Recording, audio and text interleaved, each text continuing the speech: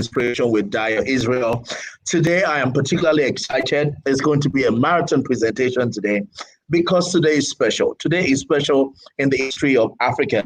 Today is the United Nations Day of the African Child. Yes, every country has Children's Day, but today isn't just about Children's Day. Today is about the Day of the African Child because about 20-something or 30-something years ago in South Africa, students came out into the streets in Soweto fighting for better education, access to quality education in schools across South Africa. They wanted to get value in their classrooms, in teaching and learning.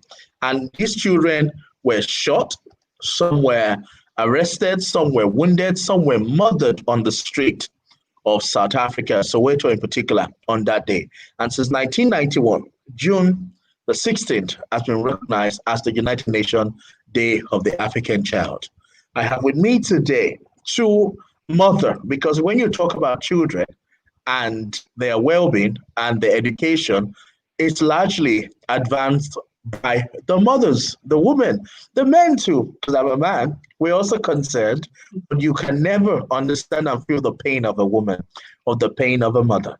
And that's why I have on the show today two powerful women in their generation, award winners who have made impact. If I would be privileged to speak like a pastor, I would say they're like Deborahs in their various sectors who have taken the lead and are risen to shine. They have impacted both in public policy and in the private sector. My first guest here is the Director of Program Implementation at NEPAD. She has been involved in advancing the work of NEPAD, in particular Agenda 2063, an agenda to ensure prosperity for Africans. We have Mrs. Esther in Fotabong. Mrs. Fotabong, it's good to have you all the way from South Africa. Thank you for joining us, ma. Thank you so much for having me, Dayo. It's a pleasure to be with you. I also have here the Director of iSchool Africa and also Think Ahead South Africa. You know, they think our work is in the transformational technology in our classroom, ensuring that people have access to quality education, irrespective of their location and their background. And they're doing a lot to think ahead to ensure that we can revamp education in sub-Saharan Africa. I have Michelle Lissoos. Michelle, it's good to have you on the show. Thank you for inviting me to be on the show, and good to meet you and to meet Estherine. Good to meet you too, Michelle. Thank you so much. So let's take this very quickly. Let me start from Mrs. Fotabong. Ms. Fotabong, Agenda 2063 Aspiration 1 says, we should build a prosperous Africa based on inclusive growth and sustainable development. So our overall goal as Africans, we're all Africans, is to build an inclusive Africa, prosperous Africa. But we can't do that without item number 3. It says, well-educated citizen and skill revolution underpinned by science, technology, and innovation. And goal 1 says, high standard of living, quality of life, inclusive job and decent work available for people. What has NEPA been doing, aside from extensive work in the agricultural sector, in ensuring the quality of life and well-being of Africans before COVID and now that COVID is here? Can you tell us a bit about? Thank you so much, Dayo, for having me and for that very important question that you just asked. Of course, as you say, Agenda 2063 is Aspiration 1, is calling for a prosperous Africa. And as you pointed out, to do that, the political leaders came to the realization that for the continent to move, we have to move collectively. It cannot be one country making progress while the rest of, say, 52 countries are not making similar progress.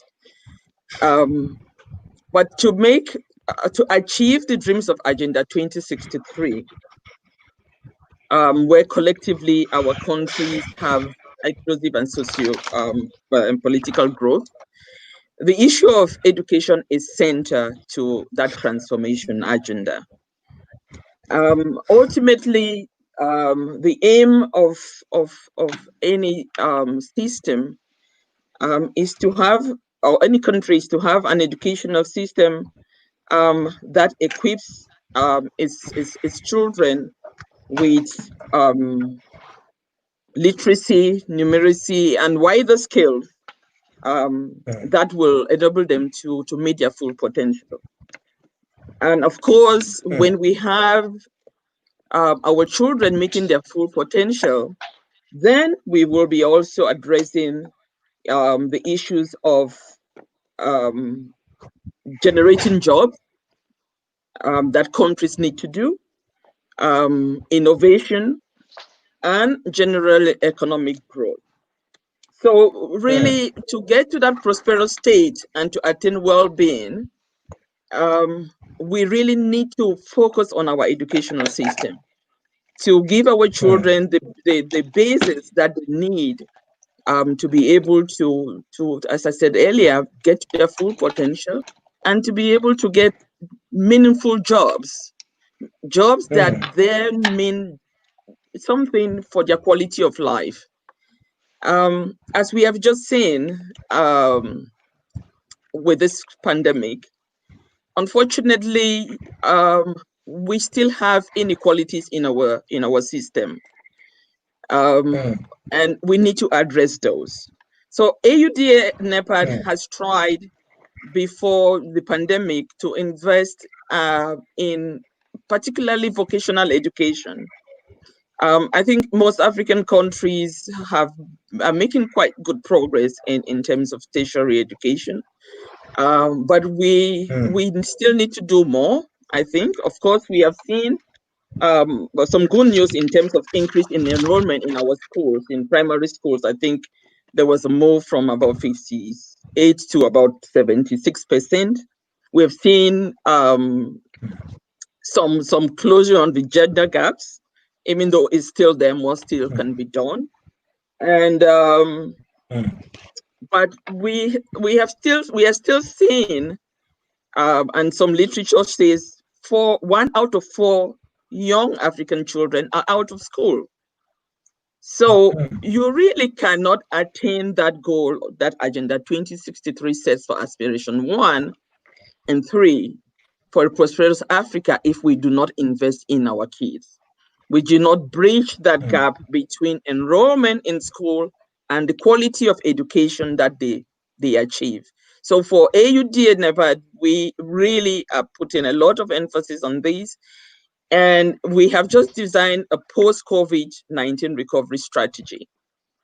Education is at the center of the strategy because, as we have just seen, a lot of our children are facing challenges because of all kinds of issues that we might get into at some point of your discussion of education, quality and access that we have, the inequalities of our system, where children in rural areas are having very difficult time right now to cope with schooling. Children from poor homes, even if they are in the urban areas, are having challenges because they don't have the technologies that are necessary for them to be able to access education in this closed down or lockdown situation that we have.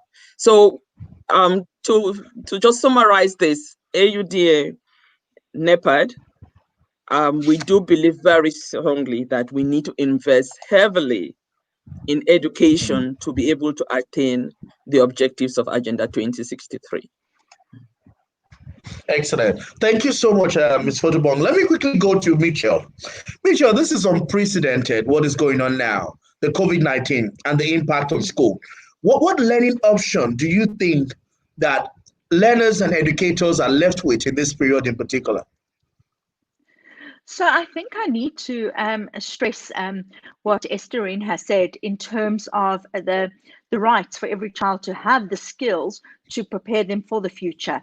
And where iSchool Africa fits in is we look at what digital skills that children in South Africa need and in Africa need for the future. So we make sure that we make technology accessible to students.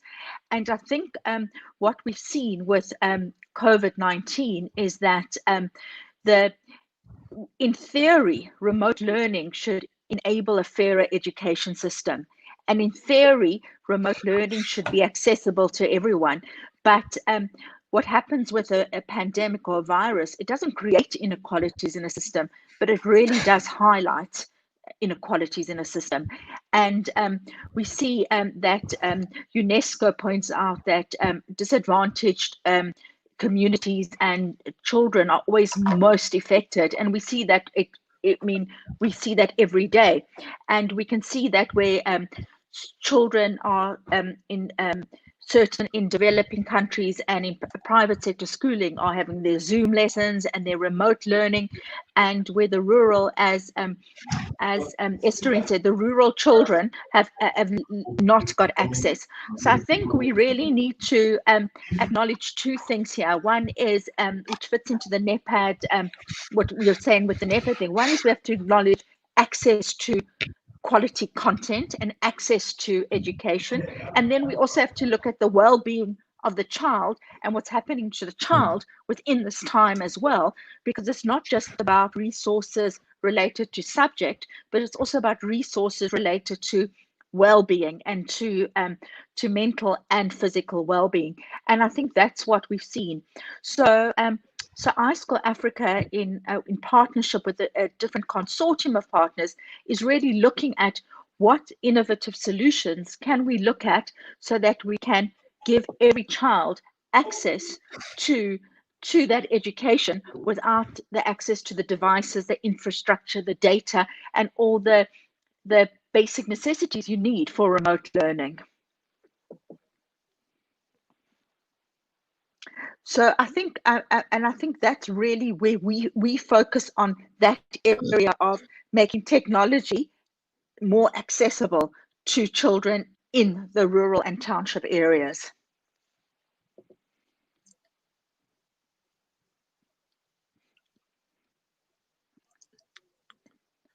Did we lose him?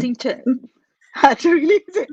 So I think we've lost our host. So I think we'll have a chat. Right. Indeed, he did say his thing might go off any time. Right. Yeah. So I'm sure that's what you've seen, is that the importance of the educational content, but also the emotional and social well-being of every child as well. And I think those are the two areas that we really need to work on.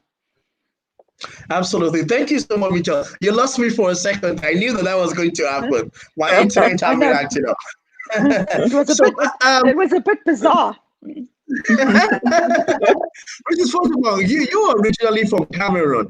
How are disadvantaged families coping with this period? Are you hearing anything from back home? How disadvantaged families are coping with this period in Central Africa? Well, unfortunately, I've not been able to go home because of the lockdown. So I am in South Africa. But of course, I do communicate with families there, and a lot of network even with people in the system, in the government. It is very trying for the children and for their parents, but also for the government as well, because they're caught between this really two realities: protecting the children from COVID-19. So as we all know, when the outbreak came, the government did respond very swiftly, and I think one day we have to acknowledge and appreciate the swiftness in which most African governments responded, including Cameroon, in closing down the schools and the airports and everything. So that they could do the social distancing and try to slow down the spread of the virus until they get the systems ready to address any and those who are sick. But of course, it's been now close to 3 months or so that children are at home. And we now can see the glaring divide, the inequalities in our societies, where you have the advantageous schools that have the technologies, and the children back home have all the laptops and the Android phones that they can connect. So the technology is available for them to continue to study even while at home, because the home environment is conducive for them to do so. I have my nieces and nephews and grandkids who have the opportunity to continue to still study, and they have parents who can help them to understand some of the lessons, the assignments that they give them, homework that they give them from school. That's one side of the story. The other side of the story, then, you have children who are from the schools that do not have this infrastructure.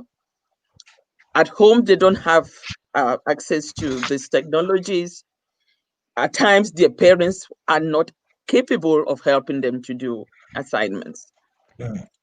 So this challenge of how do you address the need to protect kids from catching the virus,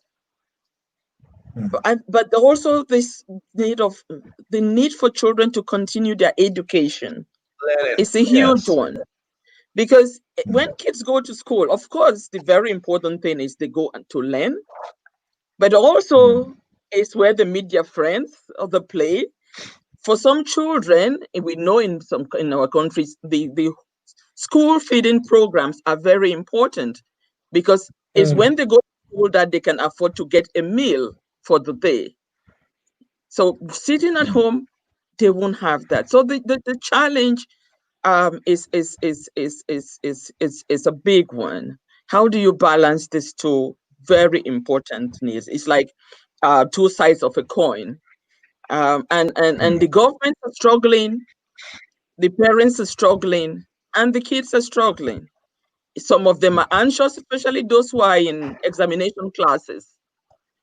Normally these are the time where they are doing revisions with their teachers and their friends and their classmates. But now they are at home alone trying to study. It cannot be the same. I think even with technology, as important as it is, you'd still need this physical contact for kids to be able to get the full range of possibilities that education and schooling provides. So it is a big challenge, but I think some positive things we are learning can come out from this experience. I think really some positive things can come out. I think every school, whether it's in urban or rural areas, we need to make sure that they are technologically equipped. And I think that kind of investment can be done, So I think we need to, some of the things that we think are old school, we have to go back and revisit them. We need to have public libraries. We need to have, even in our rural areas, even if it's a one building where there is a computer there. And these children from these disadvantaged backgrounds can go there and have access to the kind of books and information that they need to help them. So the challenge is really neat, and we all need to come together to be able to support this transformation. Mrs. Fotabong, I'm going to come back to you in a second before I'm going to go to Mitchell, but I'm going to hold you on your last point. How do we finance all these things you're talking about? So think about that. I'll come back to you. Mitchell, I know you wanted to also add to that, but in your response, can you also, how do we respond to the indefinite closure from school? So, how do we deal with this long-term closure? So I think the one thing we do need to do is to look at innovative solutions and to look at priorities. And when we look at innovative solutions, we have to look at what's available first and how we can maximize that. So, for example, what access to television, what access to radio, what access to technology such as smartphones, how do we maximize and curate those technologies. So I think that's the first thing, is how do we maximize what we've got? Then the second thing I think we also need to do is look at what partners we can bring in. So for example, the cost of connectivity, we need to be very demanding in terms of making sure data is accessible. But then it's not just about the actual hardware, it's also about prioritizing the curriculum and making sure that we refine the curriculum and make sure that we look at what our children need to learn right now and how do we deliver that to them right now. So we look at restructuring, reprocessing, because it's not business as usual now. It's very, very different. So I think what we need to do is look at what is available, what prioritize, and I think also be innovative, because I think like just closing schools and just saying, okay, well, there's just going to be a gap, there are ways we can overcome if as Esther said, if we all come together. And so I think there are different ways of using mobile technology, of using and I think we've seen a lot of countries around the world with very innovative solutions through television, through radio, and through mobile technology. And that's where but we Michelle, really need to sorry focus to interrupt you. We're seeing all of these innovations on television, on media. How are we assessing what assessment model is going to work? How do we ensure that you have assessment that would then lead to promotion or whatever, or graduation for the young people? How are we introducing assessment into this online learning? Yeah, so I think we can't, we know what works. There are enough experienced practitioners, enough experienced academics, there enough. If we're not in a, this isn't an academic study now. This is real. And I think what we really need, this isn't a research pilot. There are, I know, we know. I mean, the NetNet team has got huge experience. The private sector, public sector. If we come together and we can say, this is what we need now, and there's three areas. There's the crisis, there's the transition, and there's the long term.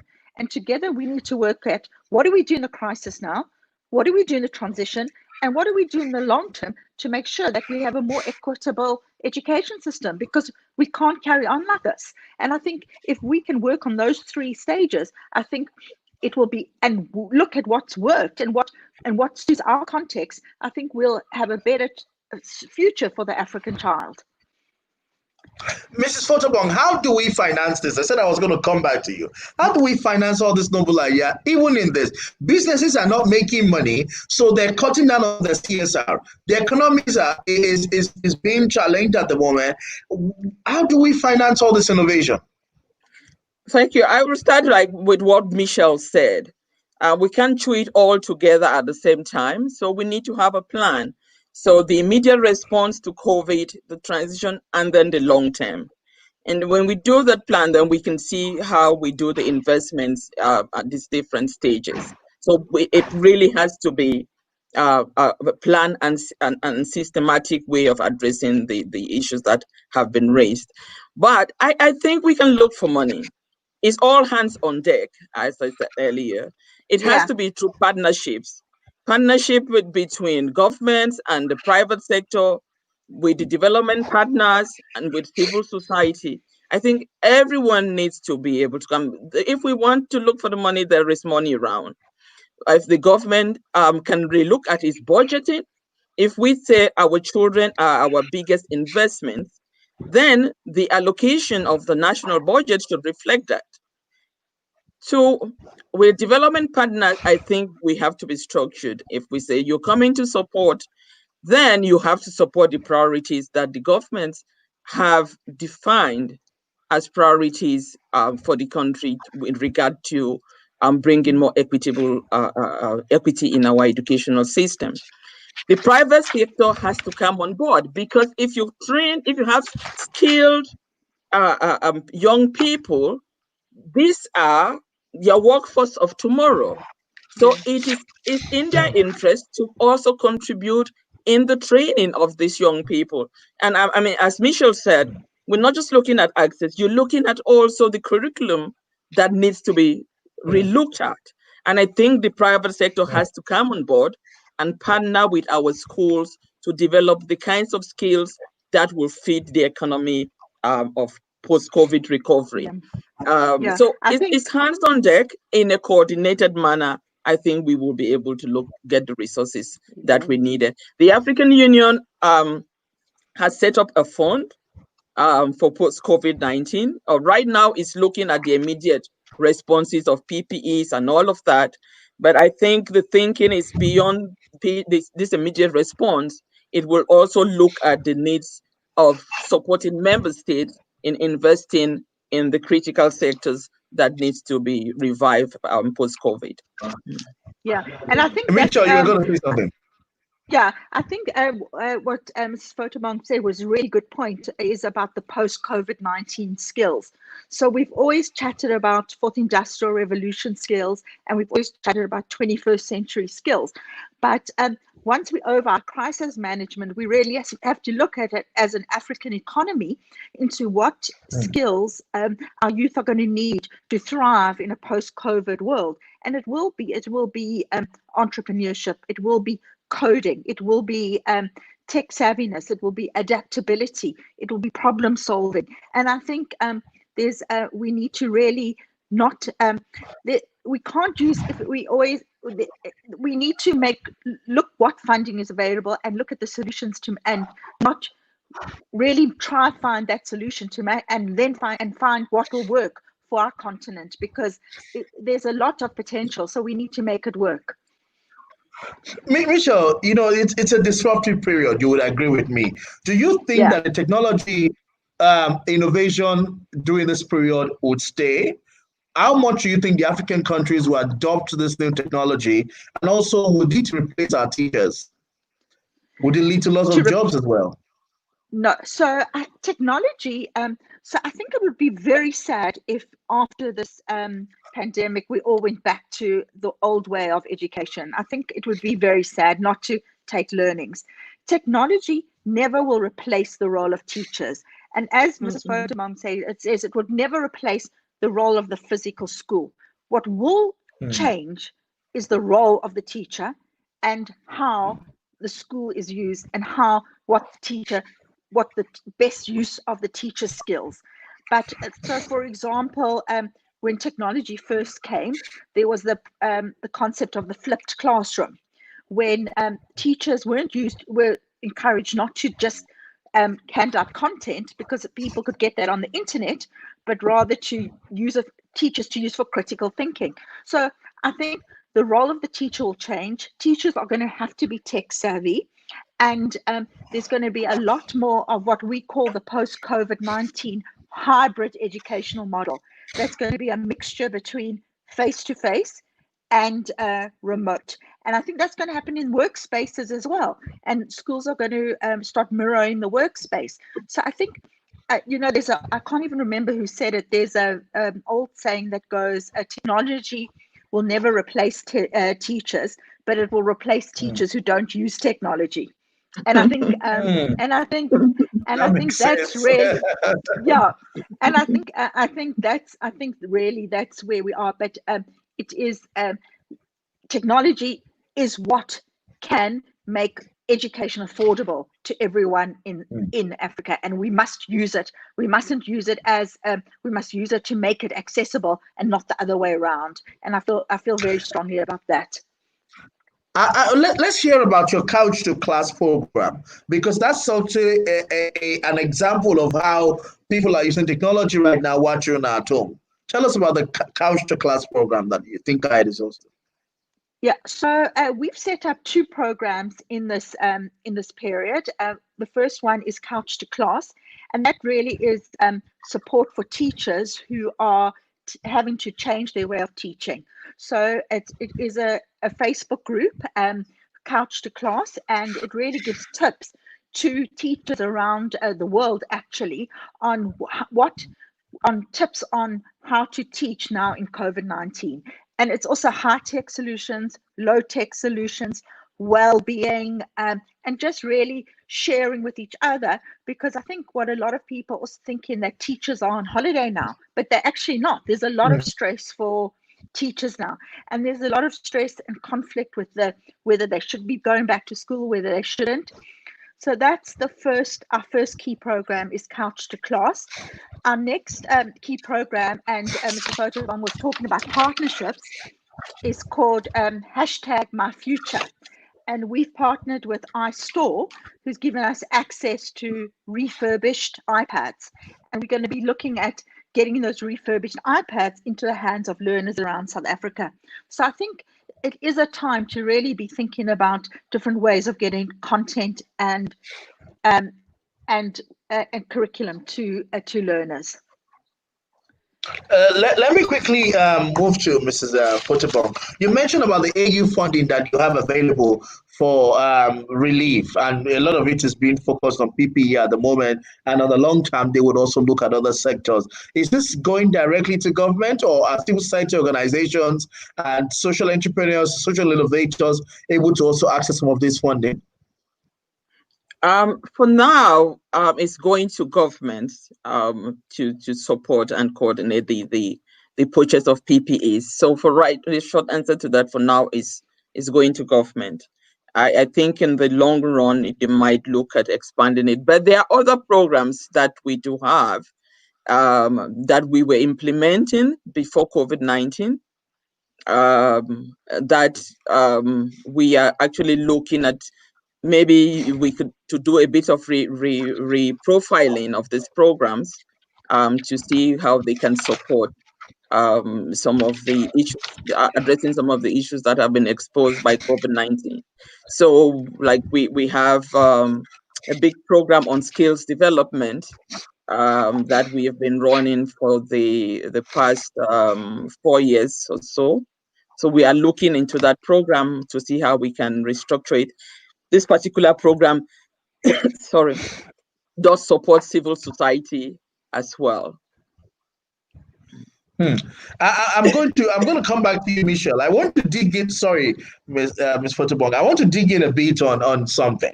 We talked about this a lot. Africa's solution to Africa's problem. Bless you, Ms. Fotabong. Africa's solution to Africa's problem.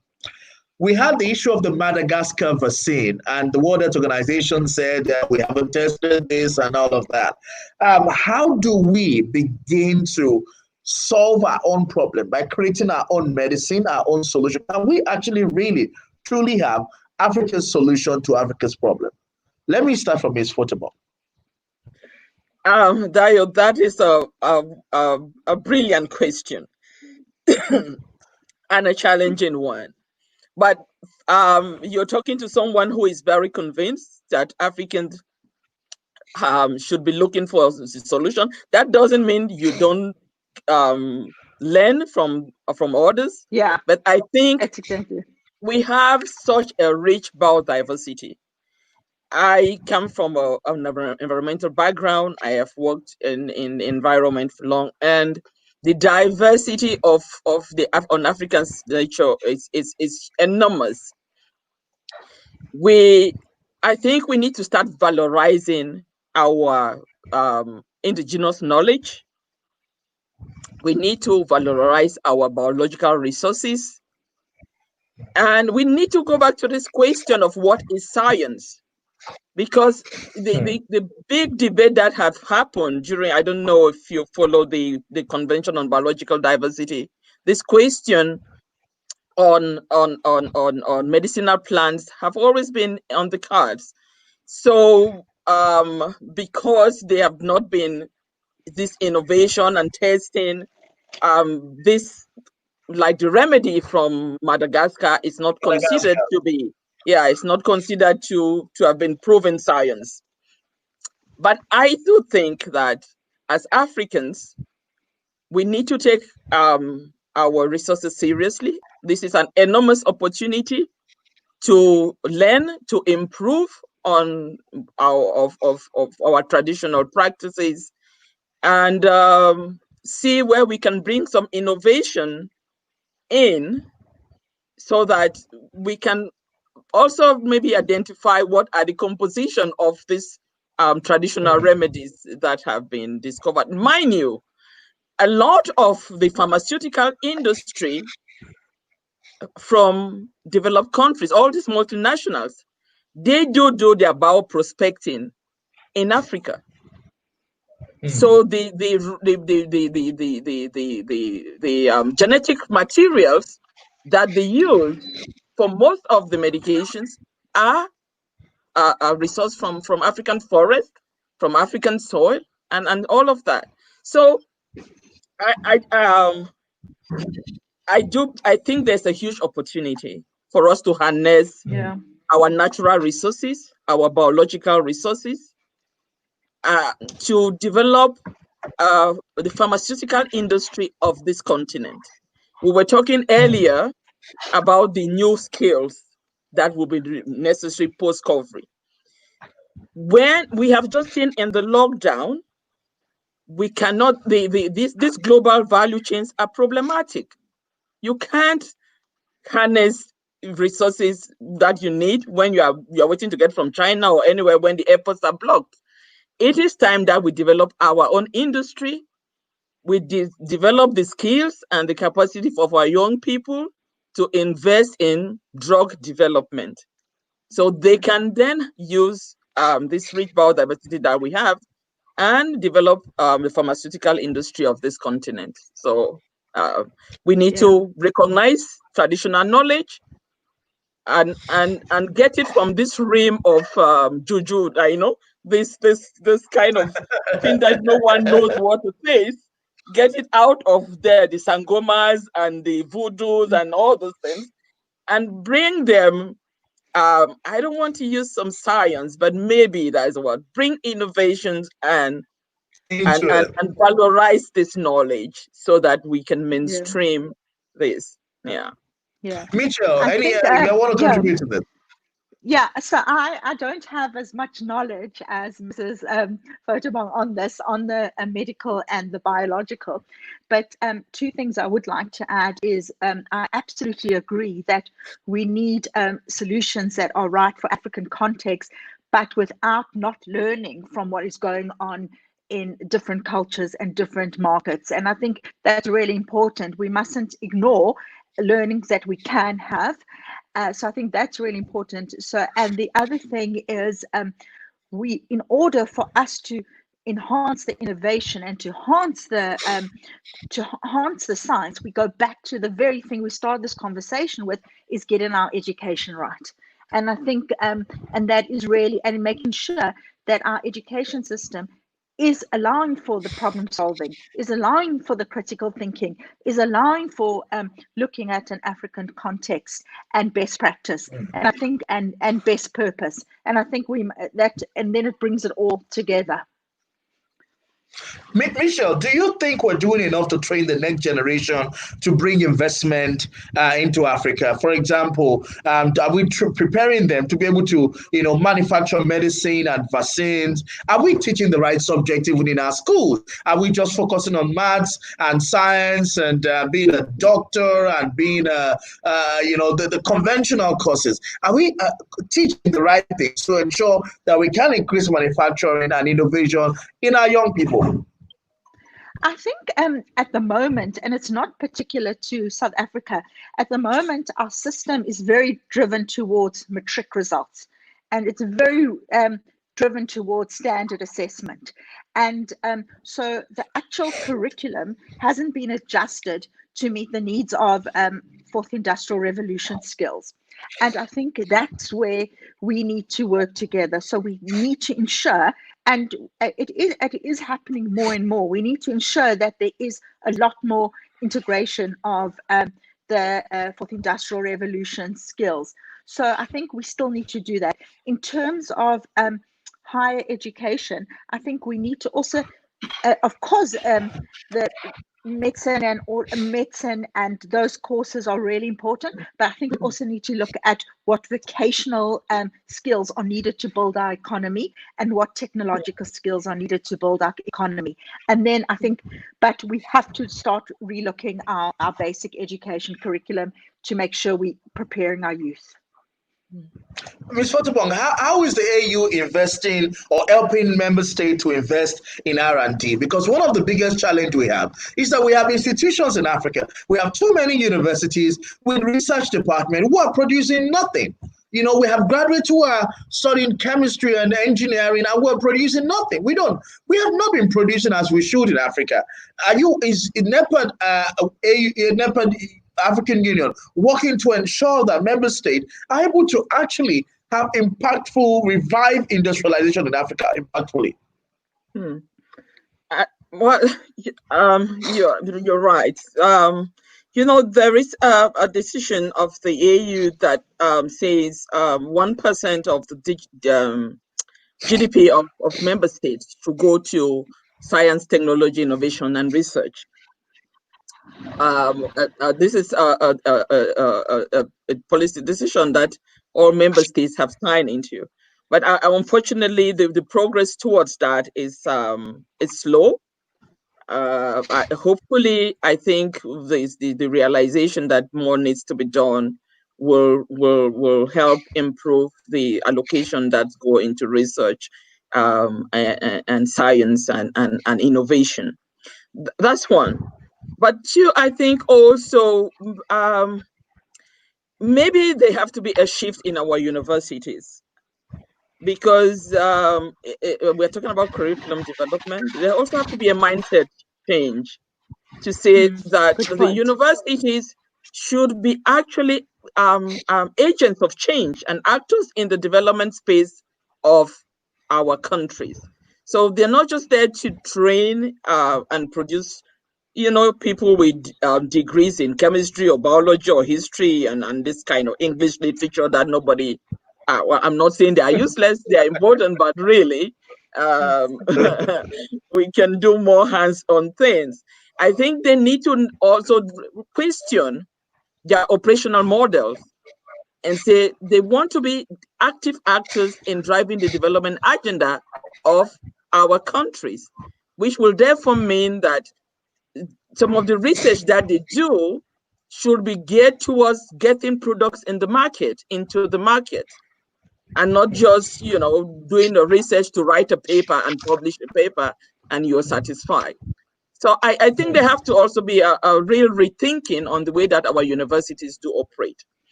Yeah. AUD and NEPAD is working with member states in doing national action plans for their education systems, to reviewing their education systems and doing these national action plans. So this is something that we are doing. We've started with about 8 countries now, and I think the program will continue so that all member states get into this effort of reviewing their national educational systems to address the points that Michelle just spoke about in terms of the kind of training that we are giving to prepare ourselves for the fourth industrial revolution and beyond. But I think that our universities could do more and should do more, or the need to just rethink their operational models. Michelle, I am very concerned. You know, you do a lot of work in terms of ensuring technology, but one of the things that is important is content. We're providing access to technology, but we've talked about this earlier, but we're not preparing the young people and emerging leaders, our pupils and our students, for the future of work, for the skills that Africa is going to need for the future.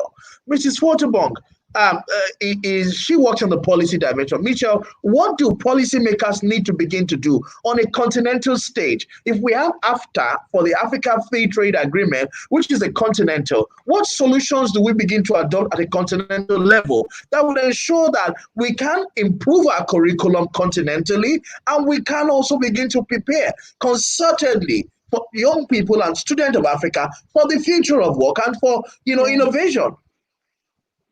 I think there's a very important discussion to have about the link between policy and implementation and a systematic change.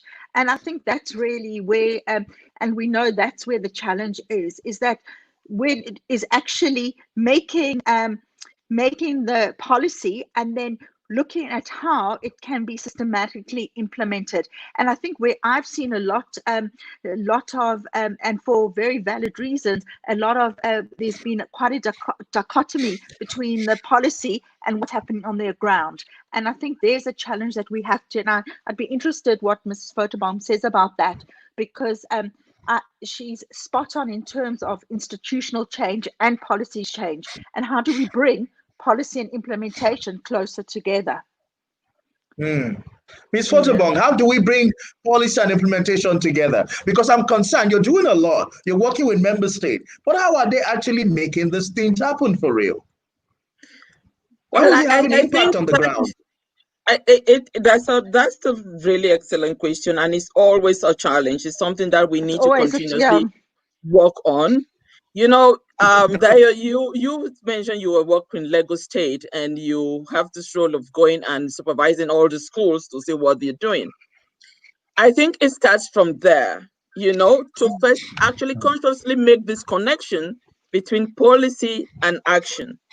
Because most of the time, even if you go to the level of the countries, they're doing things, but they're not even linking it to the policy frameworks that have been passed either at the continental level. Even sometimes at the national level, you might have somebody doing something at the level of the municipality, and they don't make these linkages.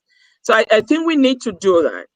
I think we need to build strong monitoring systems where we can monitor what is happening, because right now we don't even know there's no reporting. The reporting mechanisms yes, are not there, so we need to establish them.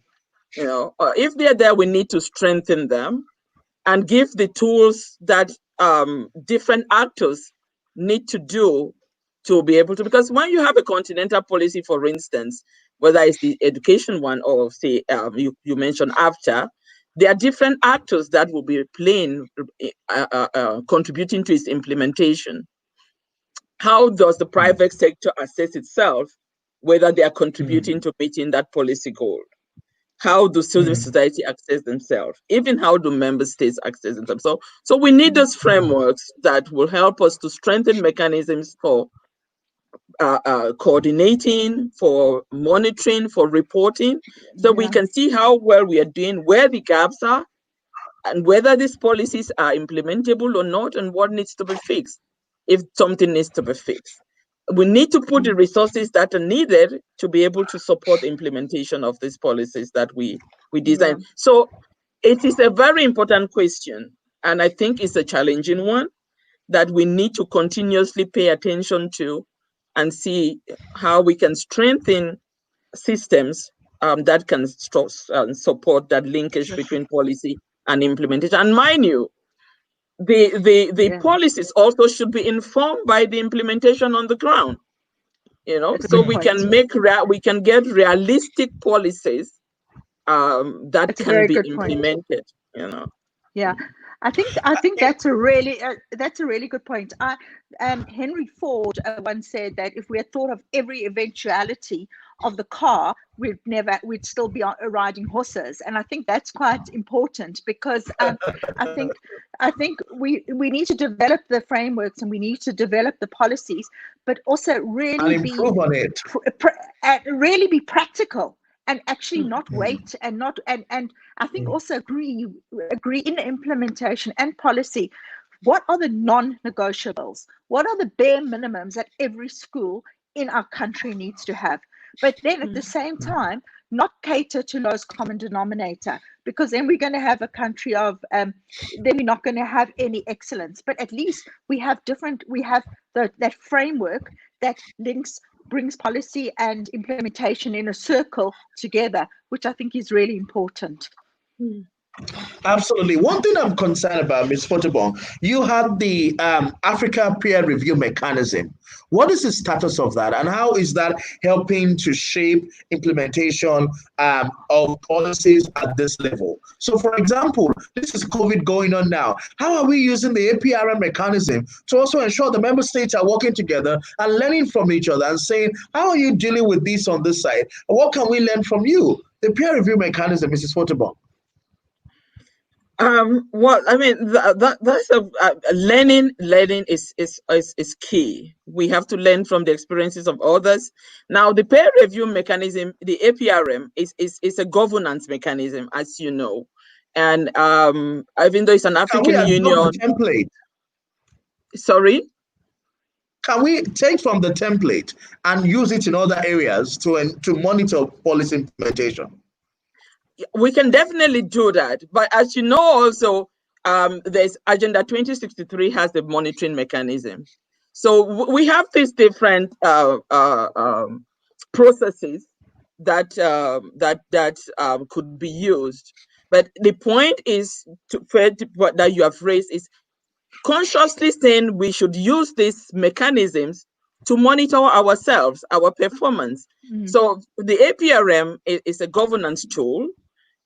It looks at responses of different sectors in the continent. They don't do actions, but if APRM reviews a country governance systems, then organizations like AUD and NEPAD and REX and others come in and support the member states to address the issues that have been picked up by the APRM process.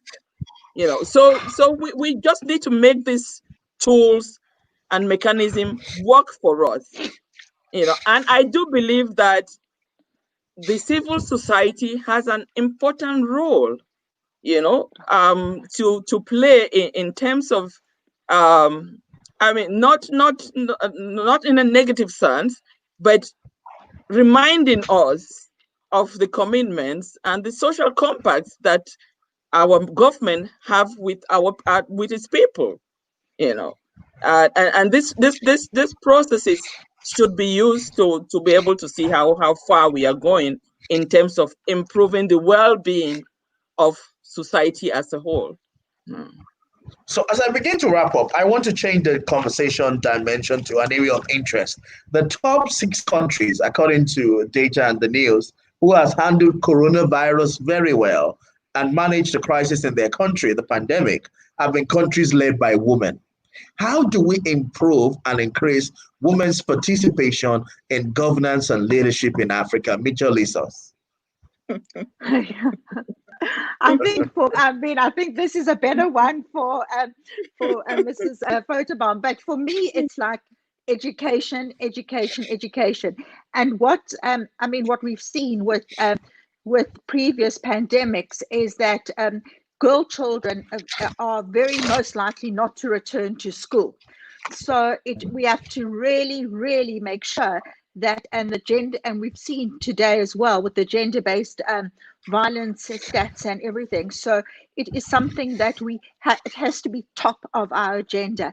And until it's normalized, we need to really empower make sure that their programs, their support in terms of educating our children and making sure that our girl children are educated as well. And I think it's absolutely critical. Michelle, the reality, as you said, is if we have much more girl child who are educated, who have good education like yourself and Mrs. Fotabong, you have the chances for leadership opportunities are increased because of the level of their learning and education. 100%, yeah. And we've seen statistically that if a mother's educated, the effect on the family is also increased. So I think it's something that has to be, and I know it is on top of the NEPAD agenda, is that it's absolutely critical that it needs the gender equality in terms of education and in terms of technology, because a lot of times we don't see equality in terms of science, technology, engineering, and maths among gender. So we need to increase gender in technology fields as well. And that is also very critical. Ms. Fotabong, what is your response to that? Well, twofold. I agree with Michelle that education is really key. I visited just before the lockdown. I was in Egypt, and in Luxor, I visited a project, and I was very, very touched. It was a project on smart schools. It was in a rural area. And, all the boys could walk to the town to go to school, but the girls couldn't walk that distance because it wasn't safe, and their their parents wouldn't allow that. So these girls were at home. They were not going to school until this WFP and the Ministry of Education brought this project in these rural areas where they have these smart schools with, you know, the technological connections and everything. And all of a sudden, a whole new horizon was open for these young girls. Yeah. You know, they could now go to school and they had a future. Frankly, this was one of the best projects I have visited. That sounds, so, that sounds yeah, amazing. so, and it didn't take a lot of money, really, but you open it up for the girls. That is one. But the other reality is that there is also still biases in the working environment. The office politics is still very challenging for women. And I think that while I'm not very keen on these ideas of quotas, because I think there are deserving women that should be in this position. And if you think it's a quota, is like you're just given the job because they want to tick the box that a woman is educated or is in that position. But the reality is still there, that we have to break this office politics to allow women to be able to meet a full role. Because, you know, as the working mother, you have other responsibilities that maybe the men do not really have. You go back home, you take care of the kids, they are sick, the mother has to be there. There are all these other responsibilities. So I think the workspace has to be supportive more of women. And has to be conscious. I think there has to be more of a consciousness about it. Exactly. You know, there has to be that consciousness and more supportive, so that women, we can have many more women in more senior positions. So education is key, because you have to first have the knowledge to be able to get to those space. But once you get to those space, there are other barriers which I think needs to be addressed. Yeah. And needs to be shattered. The ceilings that we need to break to ensure that more women are taking leadership role. Tonight, we have seen an example of how women are taking key leadership role and how they can be effective. Of course, we have two amazing women on the show tonight. Michelle Lissoos, the executive director of Think Ahead South Africa and also High School South Africa. And of course, with Esther Fotabong, the director of program implementation at the African Union, NEPAD. Thank you so much for being on the program. And thank you for being a shining light to our generation and to a lot of people. Thank you to all our viewers who have tuned in to us. At 8 o'clock in an hour's time, we will be with the Undersecretary General for Africa at the United Nations, another woman who is at the forefront, Mrs. B.N. Skawanas. Thank you so much for your time, Ms. Fotabong and Mrs. Lissoos. Thank you so much. It was so great to have you on the show. Thank you so much. Have a great evening, everyone. Thank you. Yeah, it was nice